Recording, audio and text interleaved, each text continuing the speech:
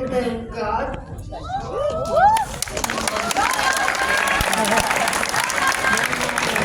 Kasi sa bawat gagawin ko ay lagi ako nagsasabi. Panginoon ko, I know I can make anything without faith. May English yun, the word.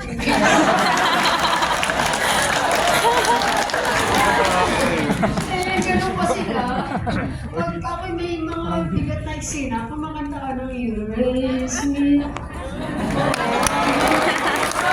Kasi Lord, ang una kong pinasasalamatan.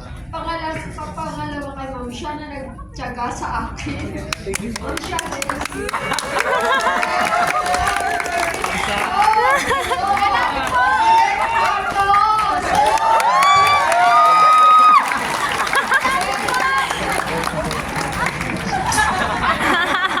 Congratulations po to our best secondary lead actress, Miss Lola Ruby Dalion, for Matanda na si Ma'am. And now, let's move on with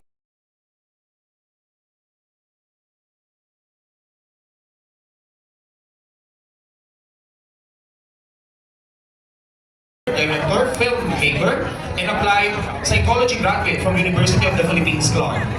Her debut film, short film, Docena, won third place at the 34th Gawad CCP para sa alternatibong pelikula at video. Docena then went on to be screened at the Busan International Short Film Festival under the Dubois with AFS Hub of Asia. Moreover, it received the Best Short Film nomination from the Filipino Academy of Movie and Arts and Sciences, or FAMAS Awards, one of the oldest and prestigious award-giving bodies in the Philippines. She is also one of the two writers of Hinagdal, a short film which won the Audience Choice Award and NEDPAC Award and Best Screenplay Award at the Cinemalaya Festival 2023 Short Film category.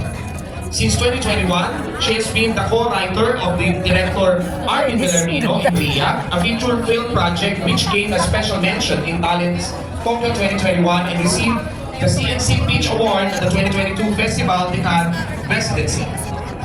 She is also the co-writer of director Villarmino in Radicals, a short film which competed at the 63rd Film Festival in Cannes. And now she is working for Agapito, a short film which she directed along with director Arvin Villarmino. Agapito is an official selection for the short film in competition section of the 78th Cannes Film Festival, making her the first Filipina director in the main competition of Cannes Film Festival. Our first critic is Miss Kyla Romero. Ay! Direk! Asan siya? Our next critic is a filmmaker renowned for directing numerous experimental and narrative short films. Notably, his short film Radicals has been selected in the prestigious Wala siya. award-giving bodies of Cannes Film Festival. His debut feature project RIA earned him selection for the 2022 Festival de Cannes La Residence and won the CNC Peach Award. He is also an alumnus of Talent Tokyo Locarno Filmmakers Academy. He was among the selected filmmakers for Directors Factory 2024 program. Now, he is enrolled to France for Agapito, a short film which he directed along with Miss Kyla Romero. Agapito is an official selection for the short film in competition section of the 78th Cannes Film Festival, making it the third Filipino film to compete in the prestigious Cannes Film Festival. Our next critic is director Arvin Villarmino. And our third critic is renowned for his short film Santa Nena in 2017. Tim Ron Villan. He is an independent Filipino writer, director, and producer from Kawit, Cavite. Through his fellowship and work at the North Luzon Cinema Guild, he supports filmmakers, educators, cultural workers, and human rights advocates in the Philippines. He is also a part-time lecturer at St. Dominic College of Asia under the Bachelor of Arts Communication and Bachelor of Arts Multimedia Arts programs. He is also the force behind the production of this acclaimed short film, Paano Bihisa ng Isang Ina in 2018, and Alingasngas ng Mga Kuliglig in 2021, and Hashtag Bagets in 2023, to name a few. The short films have won local and international awards and has been screened at film festivals around the globe.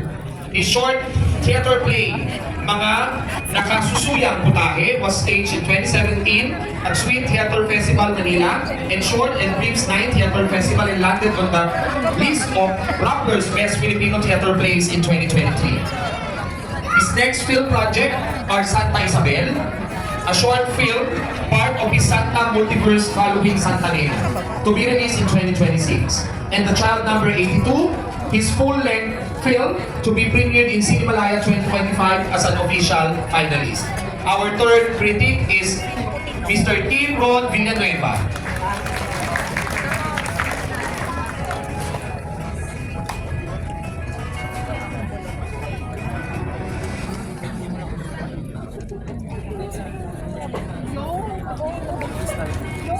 Now let's proceed with the next part of the program.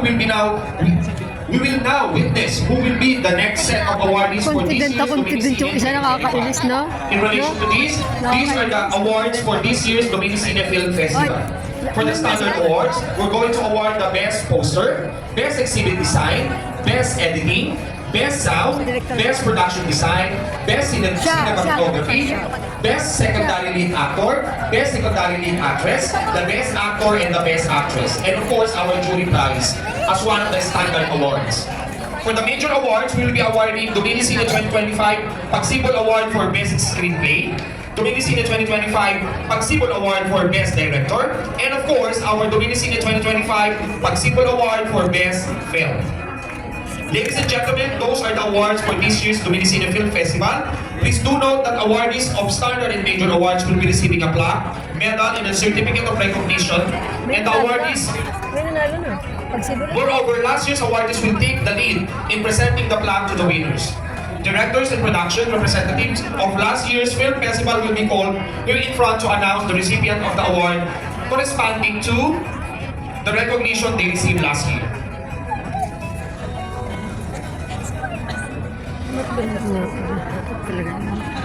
Nag-text po yung mga awardees last year, umulan, hindi daw po makakarating. Ako po mag-a-announce ng winners.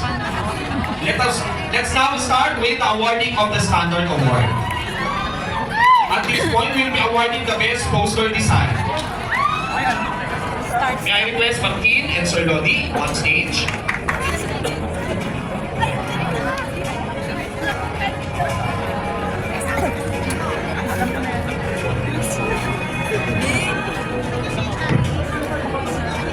I will be directly announcing the winner for our best poster.